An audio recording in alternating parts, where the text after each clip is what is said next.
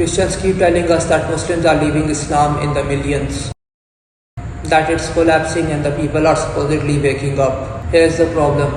The people actually leaving their religion in millions are Christians, not Muslims. I'm not saying this to be provocative, I'm saying what the data literally shows. The most cited demographics organization on the planet surveyed nearly 80,000 people across 36 countries.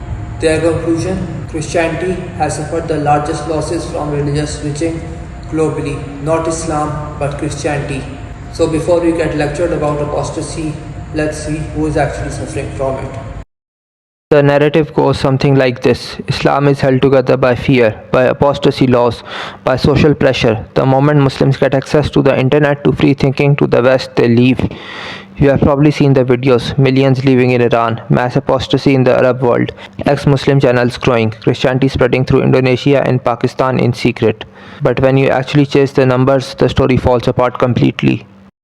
Let's start with the global picture. Pew Research analyzed data from 117 countries, covering 92% of the global population. They tracked adults who switched religion or left religion entirely. Their finding on Islam across every Muslim majority country they could measure: 3% or fewer of adults have left Islam. That's it, 3%. Islam has the highest retention rate of any religion on earth, 99%. Now let's look at Christianity. In Sweden, 70% of adults were raised Christian. Today, only 45% still identify as Christian. That is 25 percentage points gone in a single generation, and only 4% entered Christianity to replace them. In the United States, 78% of adults identified as Christian in 2007. By 2023, that number was 62%. That's 16 percentage points lost in 16 years. And the religiously unaffiliated people with no religion at all went from 16 to 29% in the same period. In the UK and France, Christianity has lost its majority status entirely. For every 100 people raised Christian globally, 17 have left. Only 5 have joined to replace them. That is a net loss of 12 people per 100 every single generation. Now here's where it gets damning. Remember those claims about Indonesia that millions of Muslims were secretly converting to Christianity every year? Christian missionaries were making this claim confidently, that over 1% of the entire Indonesian population was becoming Christian annually. Pew went and checked. Indonesia's Muslim population has stayed at 93%, virtually unchanged.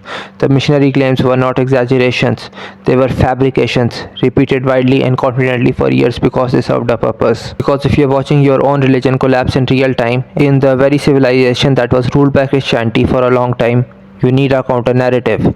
You need to believe that somewhere people are waking up and coming your way, that the tide is turning, that Islam is secretly crumbling too. It is a coping mechanism, full stop. And here is what makes it even worse. These people are using apostasy as the standard by which to judge a religion's validity.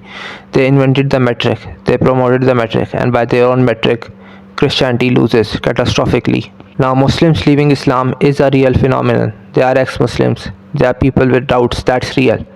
But the claim that it is a mass movement, that Islam is hemorrhaging, that is only held together by fear and social pressure, that claim does not survive contact with the actual evidence, not even close. What the evidence shows is that Islam has the highest retention rate of any religion on earth. What the evidence shows is that Christianity is facing the largest apostasy crisis of any major religion globally. What the evidence shows is that specific missionary claims like millions converting in Indonesia were simply lies. So the next time someone brings you the mass apostasy argument, ask them one question. Compared to what? Because compared to Christianity, Islam is not just surviving, Islam is the standard. If you or someone you know is being hit with these arguments and does not know how to respond, I wrote a book specifically on the most common doubts Muslims face. The details are in the description, read it. And if this gave you ammunition, subscribe, there's a lot more where this came from.